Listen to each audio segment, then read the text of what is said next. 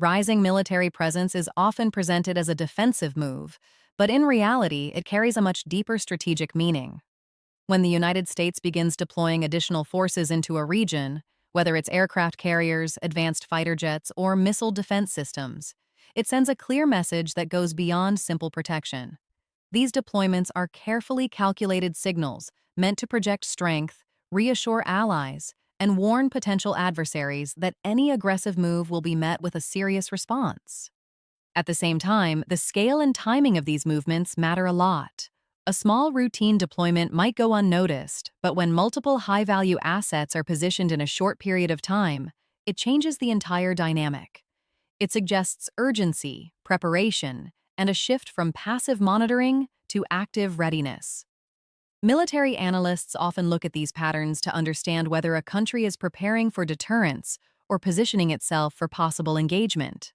Another critical factor is how these movements are perceived by the opposing side. While the United States may view its actions as necessary for stability and defense, others may interpret them as a direct threat. This difference in perception is where the real danger begins. For example, placing naval forces closer to strategic waters might be seen internally as a precaution, but externally it can be viewed as an attempt to assert dominance or even initiate pressure tactics. Communication also plays a huge role here. Sometimes these deployments are publicly announced to send a clear and intentional message. Other times, they are deliberately kept low profile, only to be revealed through satellite images or intelligence leaks. In both cases, the psychological impact is significant. It creates uncertainty, raises alert levels, and often forces the opposing side to respond with its own military buildup. This leads to a chain reaction. One side increases its presence, the other responds in kind, and suddenly both are operating in a highly militarized environment, where even routine movements can be misinterpreted. A simple training exercise could be mistaken for preparation for an attack. A defensive system could be viewed as an offensive advantage. In such an atmosphere, the room for error becomes extremely small. There is also the question of intent versus capability. Even if the intention is purely defensive, the capabilities being deployed, such as precision strike weapons or long-range missile systems, indicate readiness for offensive operations if required. This dual nature of military power adds another layer of complexity, making it harder for observers to determine the true objective behind the buildup. As tensions continue to rise, these deployments begin to shape the overall narrative of the conflict. They influence diplomatic talks, media coverage, and public perception. People start to believe that conflict is not just possible, but increasingly likely. This psychological shift can be just as impactful as any physical movement on the ground, because it changes how leaders, analysts, and even ordinary citizens interpret every new development. Alliances are one of the most powerful forces in global politics, and for the United States, they often shape how and when it becomes involved in conflicts around the world. These partnerships are not just symbolic.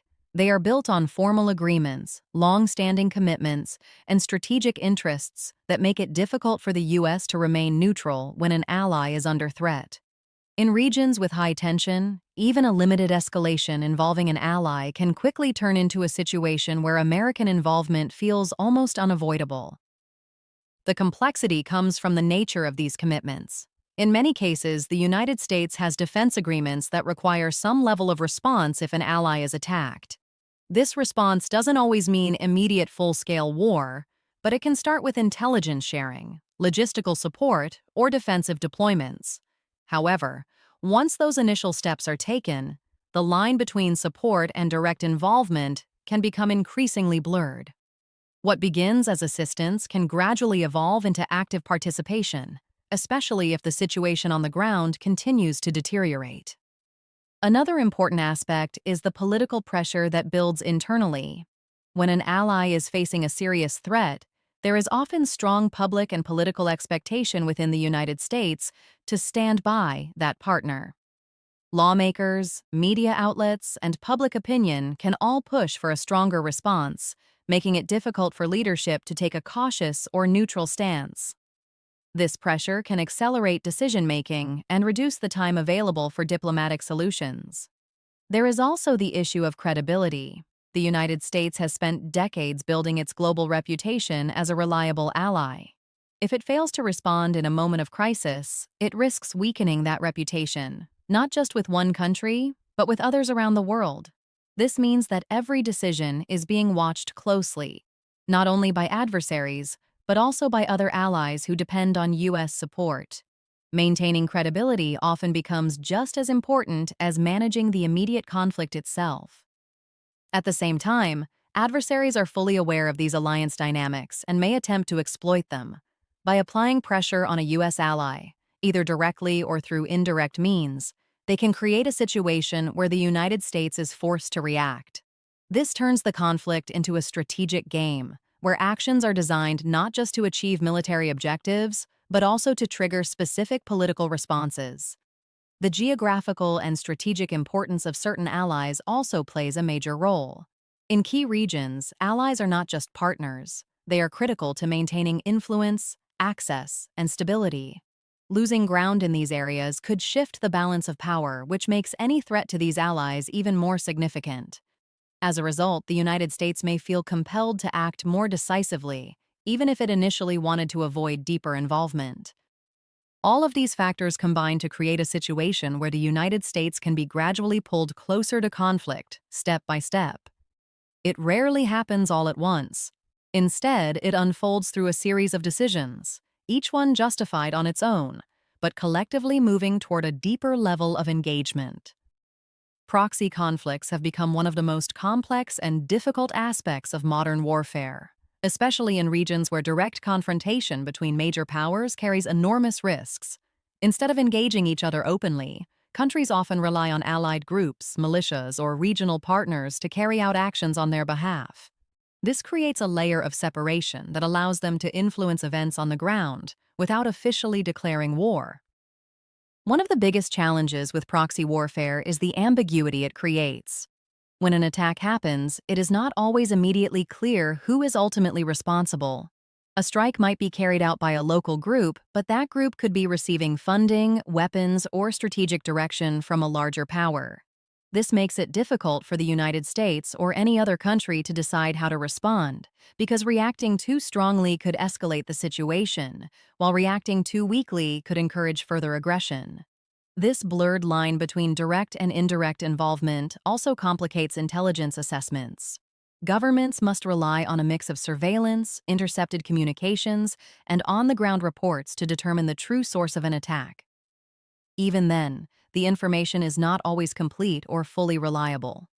Acting on uncertain intelligence increases the risk of miscalculation, where a response is directed at the wrong target or based on incorrect assumptions. Another key issue is that proxy groups often operate with their own agendas. While they may be supported by a larger nation, they are not always fully controlled by it. This means they can take actions that go beyond what their backers intended, potentially triggering escalations that neither side originally planned. A single aggressive move by a proxy group can force larger powers into a situation where they feel compelled to respond, even if they were trying to avoid direct confrontation. The use of proxy forces also allows conflicts to spread across multiple locations at the same time. Instead of a single battlefield, there can be several smaller flashpoints, each with its own dynamics and risks. This makes it much harder to contain the situation, as tensions can rise in one area and quickly influence events in another. For the United States, this creates a scenario where it must monitor and potentially respond to multiple threats simultaneously. There is also a psychological dimension to proxy warfare. Because there is no formal declaration of war, the conflict can exist in a constant gray zone. This uncertainty keeps all sides on edge, as they must remain prepared for sudden changes without having a clear framework for engagement. It becomes a continuous cycle of action and reaction, where each move is carefully calculated but never fully predictable. In such an environment, even limited actions can carry significant consequences. A targeted strike, a disruption of supply lines, or an attack on a strategic location can quickly escalate beyond its original scope. Without clear boundaries or direct communication between the main powers involved, the risk of escalation grows with every interaction, making the situation increasingly volatile and difficult to control. A single miscalculation in a high-tension environment can have consequences far beyond what anyone initially intends. When multiple military forces are operating in close proximity, often on high alert and under pressure, even a minor error can quickly spiral into something much larger. This could be a misread radar signal, a misunderstood communication, or an action that is interpreted differently than it was intended. In such situations, decisions are made in seconds, and there is very little room for hesitation or correction. One of the most dangerous aspects of miscalculation is how quickly it can escalate. For example, if one side believes it is under attack, even mistakenly, it may respond immediately with force. That response, in turn, can be seen as an act of aggression by the other side, triggering a counter-response. This chain reaction can unfold rapidly, leaving little time for diplomatic intervention or clarification. What started as an accident or misunderstanding can suddenly take on the appearance of a deliberate act. Communication breakdowns play a major role in these scenarios. In tense situations, direct lines of communication between opposing forces are not always reliable or even available. Messages can be delayed, misinterpreted, or lost entirely.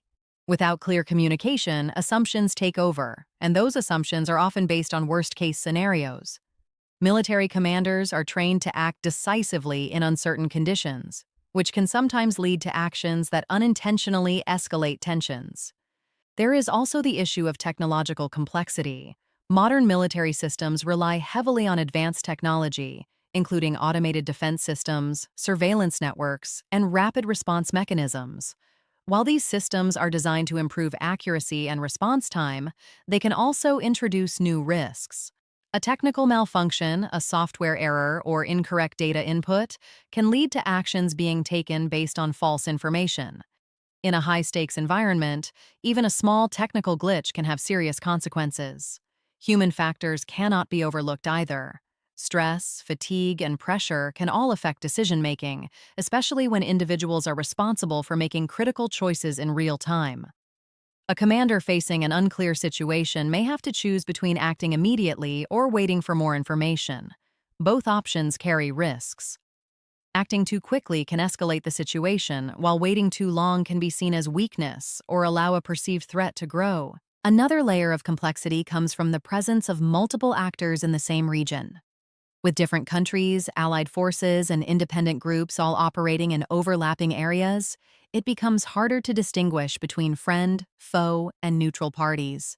An action intended for one target could accidentally affect another, leading to unintended consequences that draw additional parties into the situation. As tensions remain high, the threshold for what is considered a threat becomes lower. Movements that might normally be seen as routine, such as a patrol flight or a naval maneuver, can be interpreted as aggressive in a charged environment.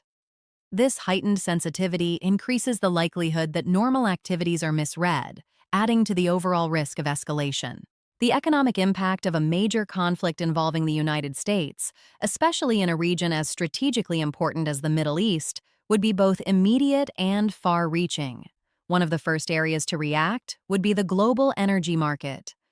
The Middle East plays a critical role in oil production and supply routes, and any disruption, whether real or anticipated, can send prices sharply higher.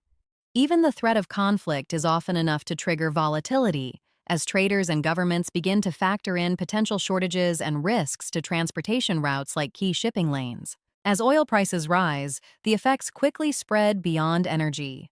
Higher fuel costs increase transportation expenses, which in turn raise the price of goods and services across multiple industries. This can lead to inflation, affecting everyday consumers through higher costs for essentials such as food, electricity, and travel. For businesses, especially those reliant on global supply chains, these increased costs can reduce profitability and force difficult decisions, including cutting back on production or passing costs on to customers. Financial markets are also highly sensitive to geopolitical instability. Stock markets tend to react negatively to uncertainty, and the possibility of a large-scale conflict introduces significant risk. Investors often move their money into safer assets, leading to declines in equities and increased volatility. This can impact retirement funds, investment portfolios, and overall economic confidence. Currency markets may also fluctuate, particularly if the conflict affects major economies or disrupts international trade flows. Global trade routes are another major concern. The Middle East is home to some of the world's most important maritime corridors. Any disruption in these routes, whether due to military activity, blockades, or security concerns, can delay shipments and increase shipping costs. This has a ripple effect on global supply chains, slowing down the movement of goods and creating shortages in different parts of the world. Industries that rely on timely deliveries, such as manufacturing and retail, are especially vulnerable to these disruptions. There is also the broader impact on government spending and economic policy. If the United States becomes directly involved in a conflict, military expenditures are likely to increase significantly. This can put pressure on national budgets and shift focus away from domestic programs. Governments may need to adjust fiscal policies, potentially increasing borrowing or reallocating funds to support defense efforts. Over time, this can influence economic growth and stability. In addition, consumer and business confidence tends to decline during periods of uncertainty. When people are unsure about the future, they are less likely to spend or invest. Businesses may delay expansion plans, hiring, or capital investments. This slowdown in economic activity can compound the effects of rising costs and market instability, creating a more challenging environment for growth. The interconnected nature of the global economy means that the impact would not be limited to one country or region. Changes in energy prices, financial markets, and trade flows can quickly spread across borders, affecting both developed and developing economies. As a result, even countries far from the conflict zone can experience economic consequences, highlighting how deeply integrated the modern world has become. Diplomatic efforts in a high-stakes conflict are often complex, layered, and largely invisible to the public. While headlines tend to focus on military movements and public statements, a significant amount of activity happens behind closed doors. Governments communicate through back channels, intermediaries, and international organizations, trying to find ways to reduce tensions without appearing weak or compromising their strategic positions. These quiet negotiations can involve multiple parties at once, each with its own priorities, concerns, and red lines. One of the biggest challenges in diplomacy during such moments is timing. As tensions rise and military actions increase, the space for meaningful dialogue begins to shrink. Leaders face pressure from within their own countries to take a strong stance, which can make compromise more difficult.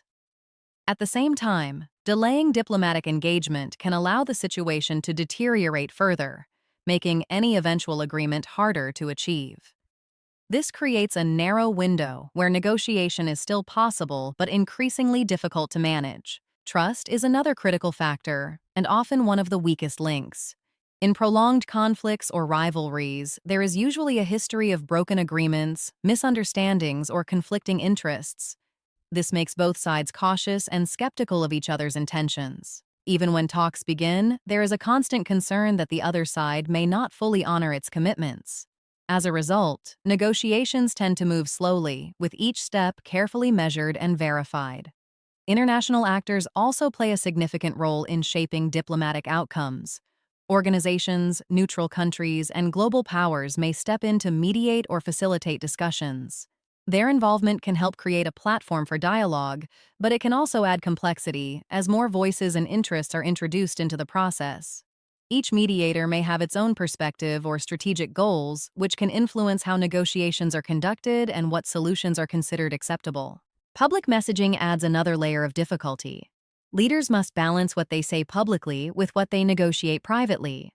Strong public statements are often used to maintain domestic support or signal resolve, but they can also harden positions and limit flexibility at the negotiating table. On the other hand, too much openness about diplomatic efforts can expose vulnerabilities or reduce leverage. This delicate balance makes communication a key part of the overall strategy. Sanctions, incentives, and pressure tactics are frequently used alongside direct negotiations. Economic sanctions can be applied to push one side toward compromise, while incentives such as easing restrictions or offering agreements can encourage cooperation. These tools are designed to influence behavior without resorting to military action, but they can take time to produce results and may not always lead to the desired outcome. As the situation evolves, the effectiveness of diplomacy often depends on the willingness of all parties to prioritize long-term stability over short-term gains. However, in a rapidly escalating environment, immediate concerns, such as security, retaliation, and strategic advantage, can overshadow the broader goal of de-escalation. This makes the diplomatic path increasingly fragile, as each new development has the potential to either open a door for dialogue or push it further out of reach.